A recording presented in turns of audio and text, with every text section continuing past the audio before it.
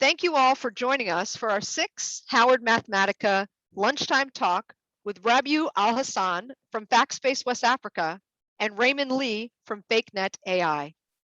During these chats while you chew, you'll meet interesting people or organizations that are doing cool and complementary work to what you're currently learning about in our Summer Institute at Howard University. If you don't have your lunch yet, hit pause. For those of you with food and beverage in hand, let's get started.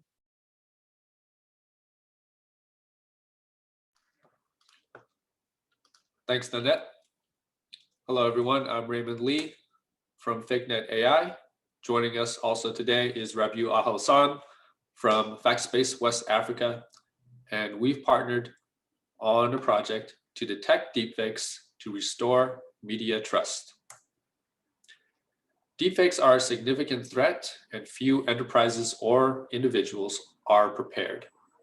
Deepfake technology is AI-generated media that looks and sounds incredibly realistic. The video that you see on the screen is an example of deepfake technology. The actor in the middle is controlling the figures surrounding him. And as you can see, it looks incredibly realistic. Deepfake technology is advancing rapidly. It's becoming more realistic, faster to create, and more accessible.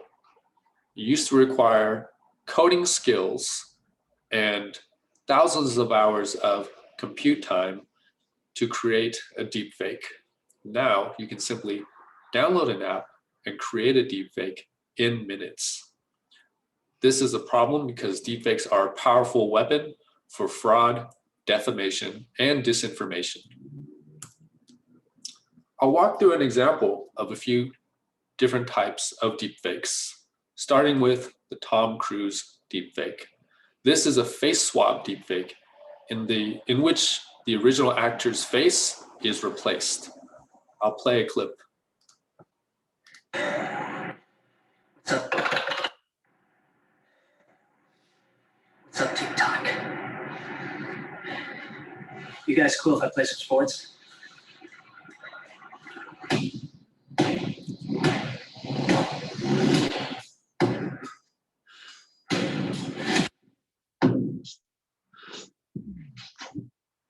Now this last animation here shows you how a face swap deepfake works.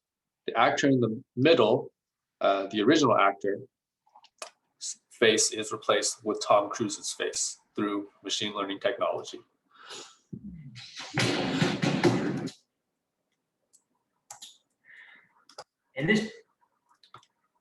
Now I'll walk through another example, the Obama deepfake, in which Jordan Peele manipulates what Obama says.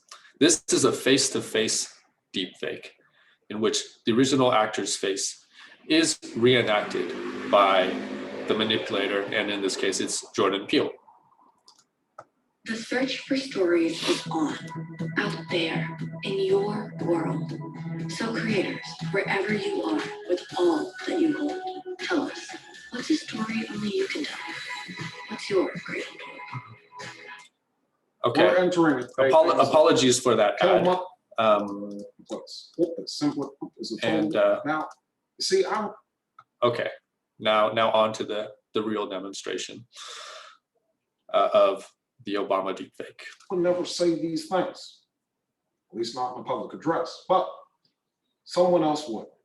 Someone like Jordan Peele. This is a dangerous time. Moving forward, we need to be more vigilant with what we trust from the internet. It's a time when we need to rely on trusted news sources. It may sound basic, but how we move forward in the age of information is going to be the difference between whether we survive or whether we become some kind of fuck.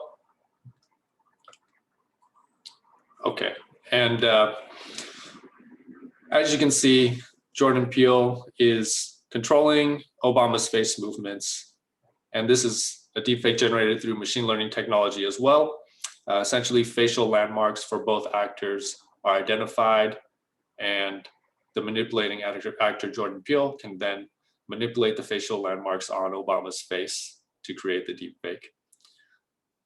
In this case, Jordan Peele actually has a very good impersonation of Obama's voice as well.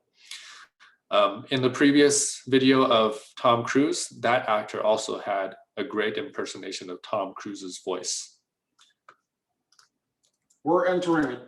But there are also audio deepfakes. So here's an example of a Joe Rogan audio deepfake created via speech synthesis. So speech synthesis deepfakes are created through AI-powered text-to-speech models in which a machine learning model is trained on audio clips plus transcripts to understand what the actor is saying and how they say it in order to recreate that actor's voice and then make them say pretty much whatever you'd like them to say via text-to-speech technology. Here's an example of a Joe Rogan audio deepfake.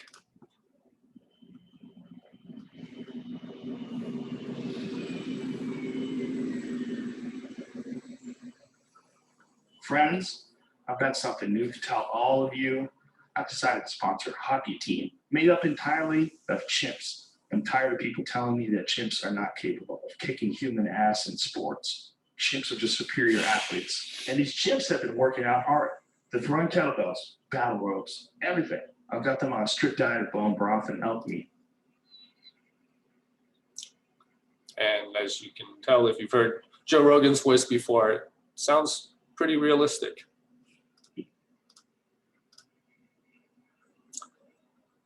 So the problem with deepfakes is that they can be used as a powerful tool for weaponization. They've already been used in a couple of cases of fraud. One case is one in which fraudsters scammed an executive, a UK-based energy firm, out of $243,000. The fraudster created an audio deepfake in which the voice and speaking style resembled that of the executive's boss. The fraudster then convinced that executive that it was, in fact, their boss.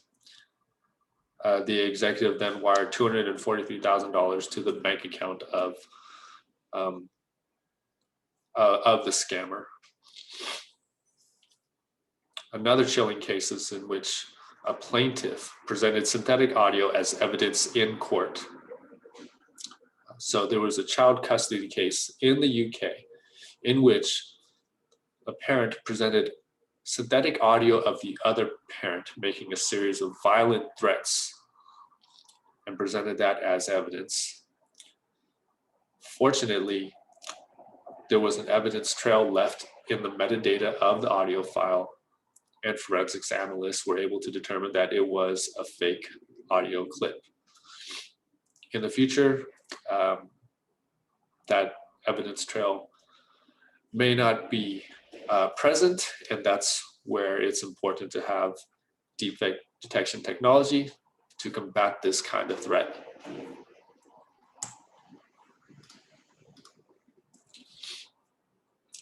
Deepfakes can also be used for defamation. In Pennsylvania, a mother used the deepfake to frame cheerleading rivals.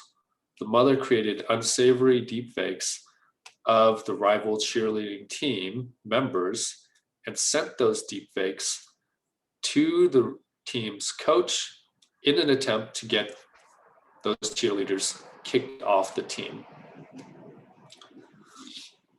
Now, recent reports suggest that cheap fakes instead of deepfakes may have been used. And the difference between deepfakes and cheap fakes is deepfakes are AI generated and cheap fakes are not. An example of cheap fakes are,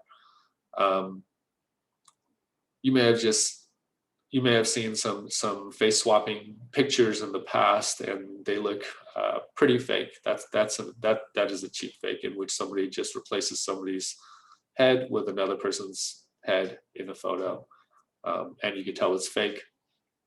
The powerful thing about deepfakes are because they're AI generated, fake videos, fake audios can be created with greater quality and greater speed. Now, there are also several victims of deepfake revenge porn, and victims must deal with the harmful effects, including victim blaming and speaking out against deepfake revenge porn clips may actually lead to more abuse as well. It may egg on the abusers. So it's important to have deepfake detection tools in place so that victims can be protected against this type of technology. Deepfakes can also be used as a form of to perpetuate disinformation and propaganda. It's a very real possibility that a deepfake of a political leader is used to spark violence or unrest. We know that foreign disinformation campaigns have sought to deceive and influence, and deepfake technology will make these campaigns more believable and damaging. You can imagine what would happen if a deepfake of a political leader was released prior to an election that may actually influence the election results. Another scary example is if a deepfake of a world leader is released and that deepfake says that that world leader is going to, say, declare war on another country. At that point, what will the other country do? Will they retaliate? Or will they be able to detect that it's a deepfake and be able to move on with the appropriate action? The FBI warns that a cyber attack is almost certain within 12 to 18 months. The public and private sector are targets. And as I mentioned earlier, there's few individuals or enterprises that are prepared. And FakeNet AI and FactSpace West Africa is developing deepfake detection technology to protect enterprises and individuals. A second order effect of deepfake technology is the liar's dividend, which is essentially the plausible deniability of all media. As it becomes easier and easier to create deepfakes and these deepfakes become more and more realistic, trust in media erodes. So as deepfake technology becomes more realistic and these deepfakes get released to the public will then start trusting what they see or hear less and less. Video evidence used to be sort of like a gold standard for evidence, but as deepfake technology improves, then trust in media becomes reduced. So it becomes more and more likely that somebody who is, say, a world leader is caught making an inappropriate comment on video. It becomes easier and easier for them to say that that wasn't me, that was a deepfake, when in fact it was them. So that is an example of the liar's dividend. And to combat against the liar's dividend, detection of deepfakes and education of deepfakes is key.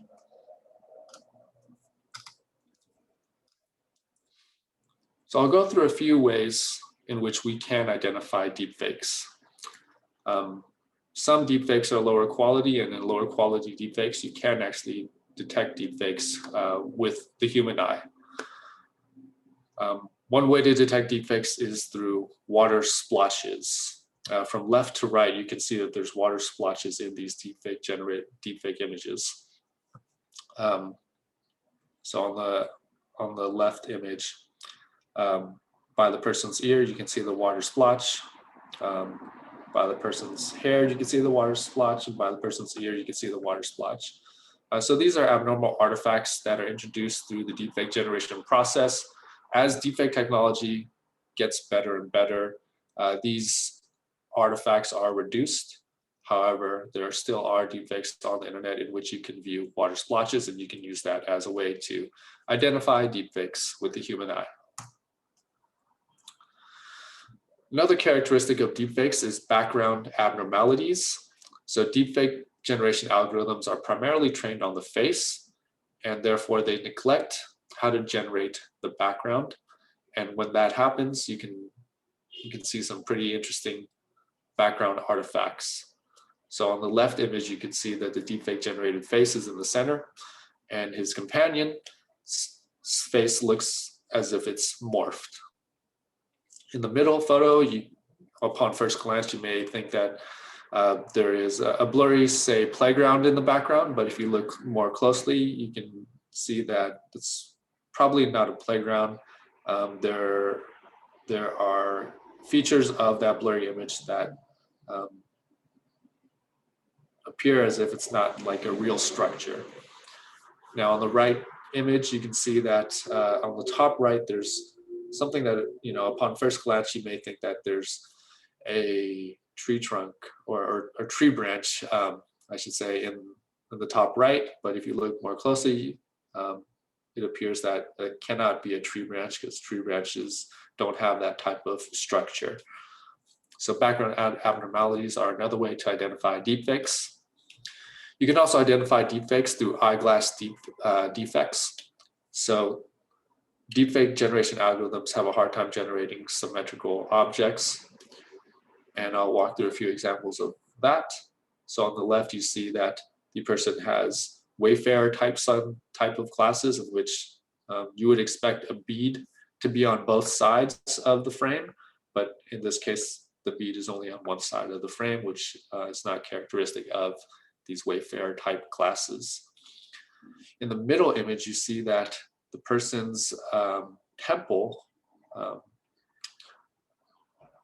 has only, or the person's frames have only one temple, and that's on that person's right side.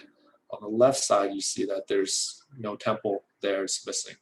And so that's another defect of deepfake generation technology. Now on the right side image, you can see that their frame is mismatched.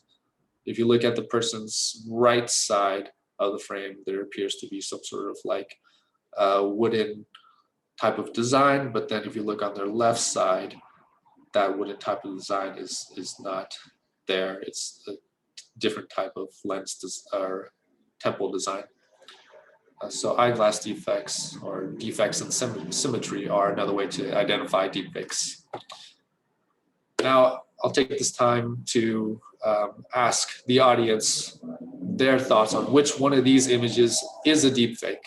Now, given the examples of deepfake artifacts that I demonstrated, which of these images do you think is a deepfake? And I'll give you a few seconds to examine each of the images before making your selection.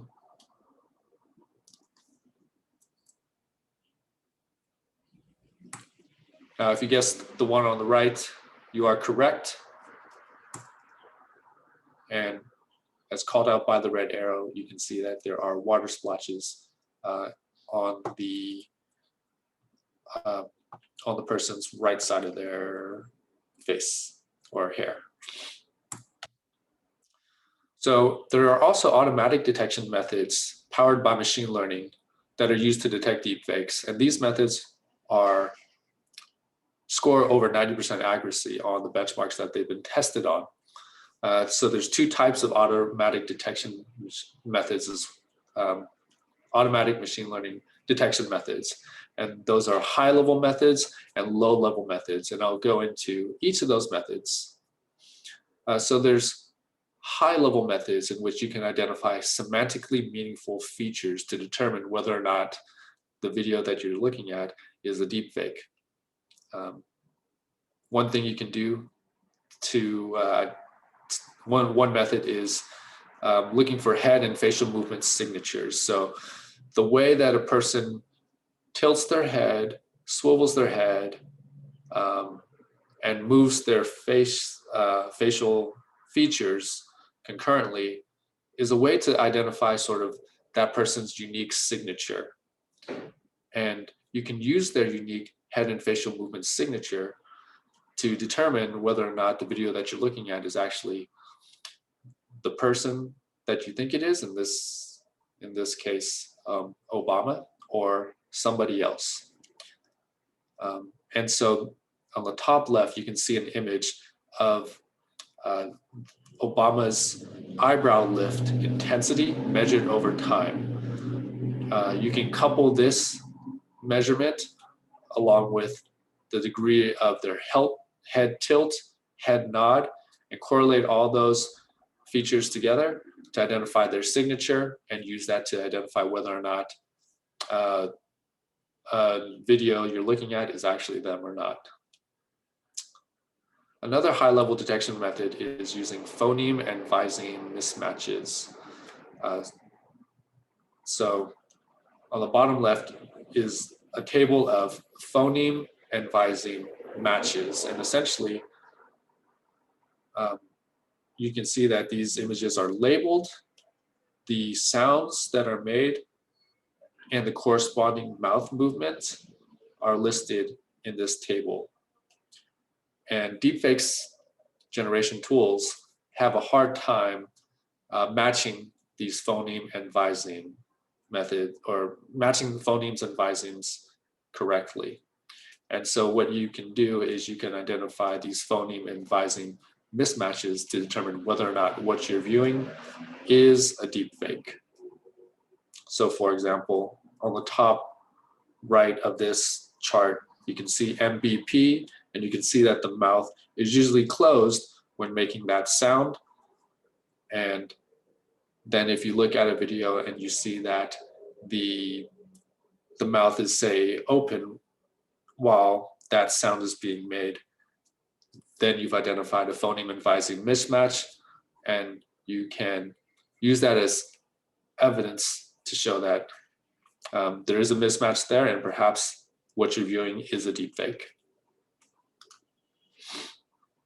Another automatic detection method is low-level methods in which you train a machine learning model on thousands of real and deepfake videos or audio, and you identify artifacts, pixelations, or patterns that are common to deepfake videos.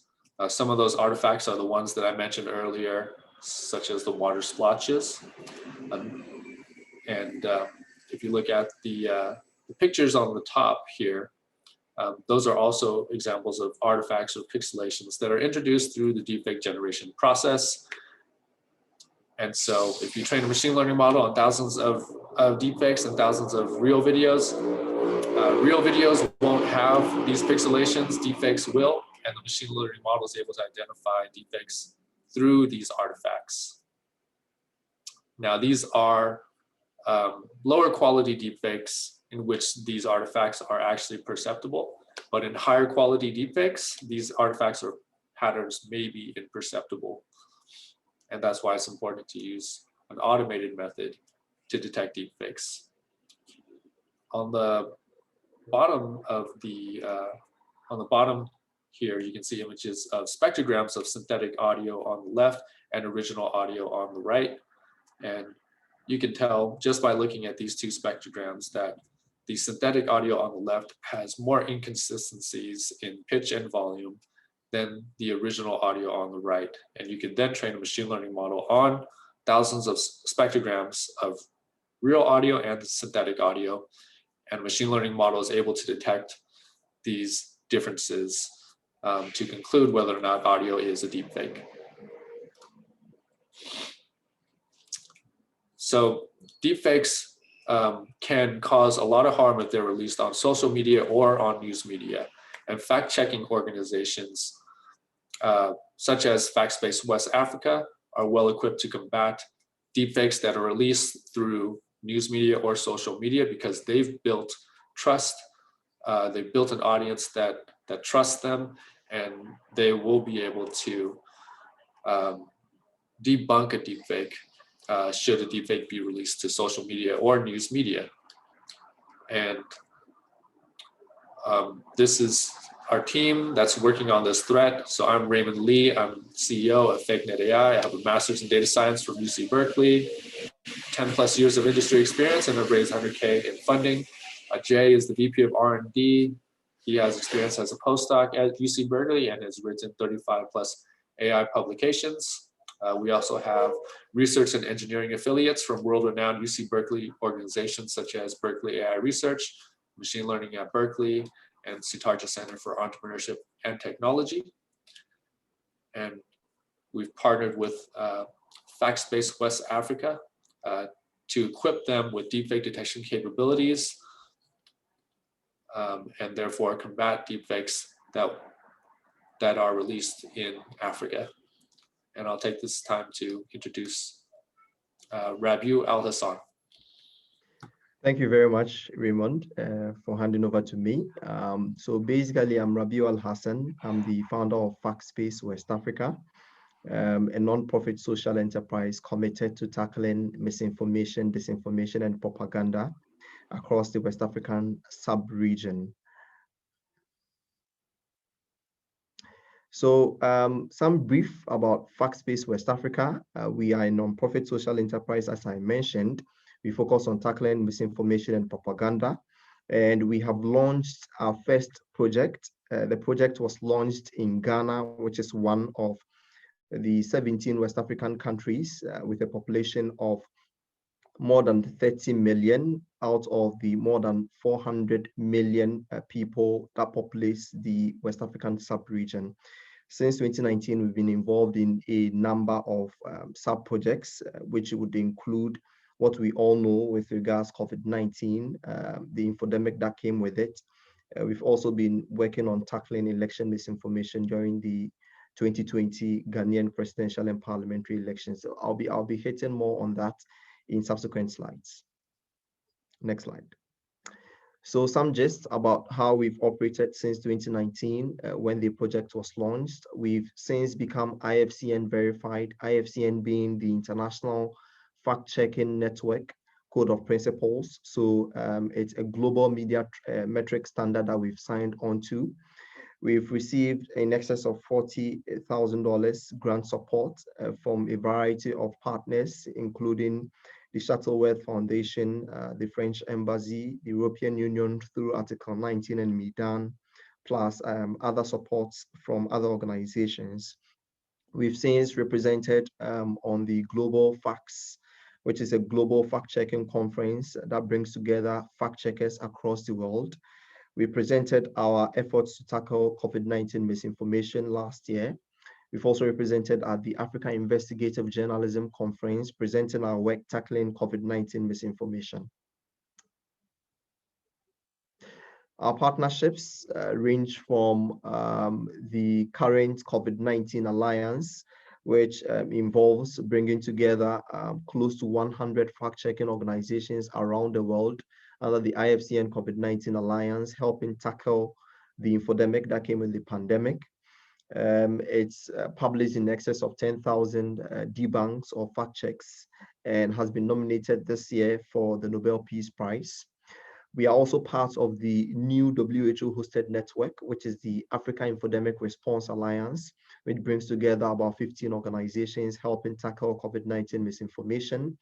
5 of these organizations are IFCN verified African fact checkers, and it includes Ghana Fact, Dubawa, Africa Check, Pesa Check, just to mention a few. The InfoFinder project was one of 6 global winners of the Facebook Innovation Challenge. Africa Check brought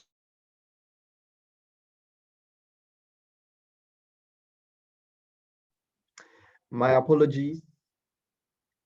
I think I froze there for a minute. Let me continue the presentation. So with our partnerships, we are part of the IFCN COVID-19 Alliance, which brings together close to 100 fact-checking organizations around the world to help tackle COVID-19 misinformation. It's been nominated this year for the Nobel Peace Prize, the project. We are also part of the WHO-hosted network, bringing together about 15 organizations to help tackle COVID-19 misinformation on the African continent, called the Africa Infodemic Response Alliance. We are also part of the InfoFinder project, which was one of 6 global winners of the Facebook Innovation Challenge, basically creating a repository of facts from the work of African fact checkers, and it includes Africa Check, Dubawa, Ghana Fact, and Zim Fact.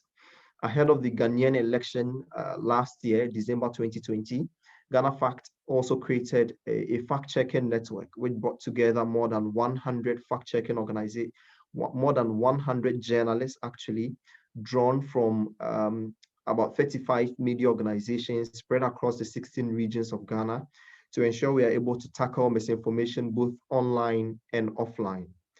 We partnered Facebook to ensure we were able to escalate claims, viral claims that had been debunked by us to ensure it wasn't weaponized on their platform. Next slide.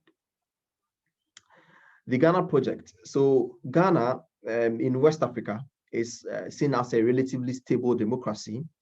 We've had power change from one government to the other. We have guaranteed press freedom, guaranteed by the country's 1992 constitution. We have about 50% of the more than 30 million of our population connected to the internet. In the 2019 survey, we realized that there was a challenge with regards to misinformation and disinformation, or what popularly people refer to as fake news, with 69% of the 400 people we interviewed around the country suggesting they had encountered fake news in the last year. And they said more than 90% said there was the need for a full-time fact-checking organization to help deal with the misinformation and disinformation they encounter online. And we also realized that the ecosystem was dominated by some actors, and largely they were politicians, bloggers or influencers, journalists or citizen journalists. And then there is this particular group that needs to be researched more. And they largely have to be actors that are influenced to do kind of interesting activities online to sway public opinion. And these are largely mercenaries that have been paid to do the bidding of politicians online. So with regards to this particular group, there is some emerging developments in the country that would help us throw some more light on this. There was a hashtag that trended in the last few days called Fix the Country, and there was a counter hashtag which said Fix Yourself. So basically the Fix the Country hashtag was an organic hashtag of the public venting their disappointments with regards government policies and the high cost of living in the country. And the counter hashtag had to do with some paid actors largely who came to counter and change the narrative and the framing of discussions attacking people. So this basically plays out also leading to the elections where politicians want to influence discussions online and pay people to go online to sway public opinion. But we'll talk much more about this maybe during another session. So the next slide. Ghana Facts. Ghana Facts launched in 2019 after we launched FactSpace West Africa. We focus on 4 key areas: politics, governance, health, and economy. We also try to pay particular attention to the promises that are made by politicians, and we call this the promise meter, where we try to verify whether promises made by politicians have actually been actualized. We also have been involved in 2 key projects, which would have to do with the COVID-19 misinformation and helping tackle the infodemic. Also, ahead of the elections, we put together structures and systems to ensure we're able to successfully counter election misinformation. And this involved a multi-agency approach where we brought together civil society organizations, the largest election observer group in the country, CODEU, OneApp. We engaged Facebook. We partnered with Midan. We partnered with Deutsche Welle to be able to publish some of our reports internationally, all in the aim to tackle election misinformation. We've as well been going around the country to train journalists as well as students, trying to spread the word and trying to spread the skill of fact-checking independently. So we've trained more than 100 journalists drawn from the 35 media organizations that I've mentioned, and the journalists are supposed to form fact-checking decks in their newsrooms. So the skill has been decentralized. And these same journalists are also helping us in flagging misinformation in various parts of the country. And they are helping us in cross-publishing our reports on traditional media platforms. And some of these reports are also transmitted in local languages to be able to reach people widely. We've also trained students. We've trained tertiary students from the leading university in the country, Ghana, University of Ghana, also the pioneering journalism institution in the country called Ghana Institute of Journalism, And we've also trained students drawn from the Institutes of Business Management and Journalism. Next slide. So here is the fact-checking network I was talking about. This network was crucial in helping us tackle misinformation both online and offline. To be able to successfully execute a fact-checking project in a country like Ghana, where we have multiple languages, where we have issues with regards a large majority of the population consuming news via traditional media, radio, TV, where we have not necessarily all the population connected to internet, then you would have to devise various means and ways to be able to achieve a large majority of the population. And we think this strategy we deployed helped us in successfully engaging a majority of the population by reaching people both online and offline, and also in their local mother tongue. Our future plans, we are expecting to expand into other West African countries, with Gambia being in sight. Before end of year, they'll be having their elections, so we'll be launching our project in the Gambia to help deal with misinformation, disinformation, and propaganda in the Gambia. We would also be hoping to execute more research papers to be able to unearth some of the details that have not yet been reviewed with regards to the emerging space of fact-checking and how actors are leveraging on misinformation to sway public opinion. We will also be hoping to leverage on the Ghana fact-checking network, and that's where our efforts to tackle deepfake come in. What we are trying to do is to leverage on our network of trained journalists and students to kind of dovetail into the machine learning bits of the technology we'll be hoping to use in detecting deepfakes. So we'll be leveraging on these students to help with the machine learning of the tool we'll be deploying to detect deepfakes. We would also be hoping, actually, we've launched a dedicated web platform on our Ghana Fact project, that's the website, where we are solely going to educate the public about deepfakes and also help the public anytime we are alerted to successfully detect and debunk issues or videos related to synthetic media. We'd also be hoping to leverage on multimedia videos and graphics to increase reach. And in all this, we'll hope to encourage other fact-check.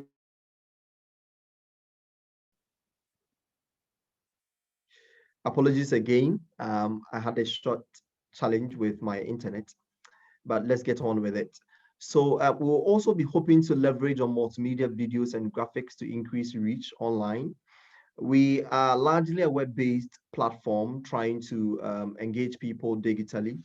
But to increase reach, we've noticed through research that it would be crucial that we deploy multimedia content, videos, animations, graphics, which are more simpler to consume because people don't like to read. So we deploy these strategies to increase our reach online. Next slide. So you can connect with us. We are looking for AI researchers, data scientists, software engineers, animators, journalists, and other interested folks. So you can either sign up for updates on Ghana Facts, the deepfake section, or you can reach us, info@ghanafact.com or Raymond@FakeNetAI.com. As synthetic media technology advances, trust in media declines. We must act now to restore trust and prevent future attacks. And you can imagine what we expect here in West Africa if we are to be inundated with synthetic media. Nanette will be taking over from me. Thank you all so much for joining us. And thank you to everyone out there for coming to our SICSS-Howard Mathematica Lunchtime Talk with Rabiu Alhassan from FactSpace, West Africa, and Raymond Lee from FactNet AI. So from here, we're going to encourage you to take a look at our website, follow us on social media, and join our email list. We hope to see you again soon. Thank you.